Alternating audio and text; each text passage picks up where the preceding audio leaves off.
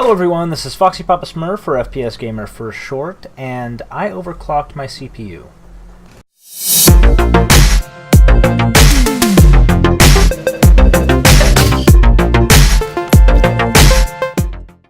So as I discussed in a previous video, which you can find here, overclocking your computer and the components inside is an easy way to gain some extra performance that could be hiding under the hood of your machine.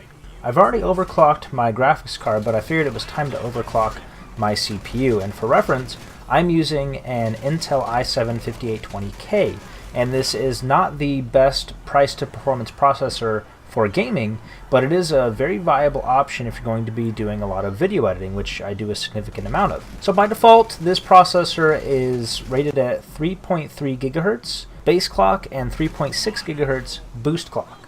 These are okay numbers as is, especially if you consider the fact that there are 6 cores. There's some things you want to keep in mind when you go to overclock your machine. I talk more about those concerns in my previous video. It is perfectly safe, especially now. I used for reference a video done by Linus Tech Tips, which you can find down in the video description, where they overclocked my exact CPU, and I got very similar results to what they achieved. I did manage to get this processor up to 4.5 GHz. So the first benchmarks I'm going to show you are comparing the 1060 overclocked with a non-overclocked 5820K versus a 1060 overclocked with an overclocked 5820K. So we're doing apples to apples. The only thing that changed is the CPU being overclocked and not overclocked. So I'll roll those benchmarks now.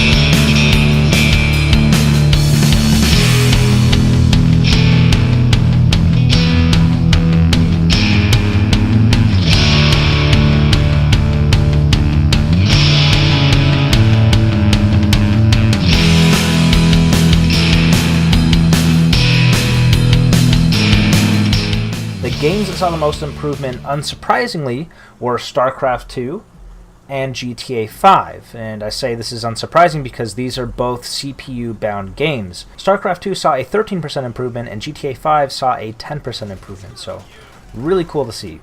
The synthetic benchmarks were where I saw the largest performance gains. In Cinebench, there was a multi-core improvement of 21% and a single-core improvement of 27%. But far and away, the single largest difference I saw was in the Firestrike benchmark. In the physics test, in the Firestrike benchmark, I saw a 31% improvement. So those are really cool to see, but as you know, I've made some incremental improvements to my computer over time. And those benchmarks are interesting to take a look at as well. You can see almost linearly how the computer has improved as I've made these adjustments by swapping out components and by overclocking my existing components. So let's take a look at those benchmarks.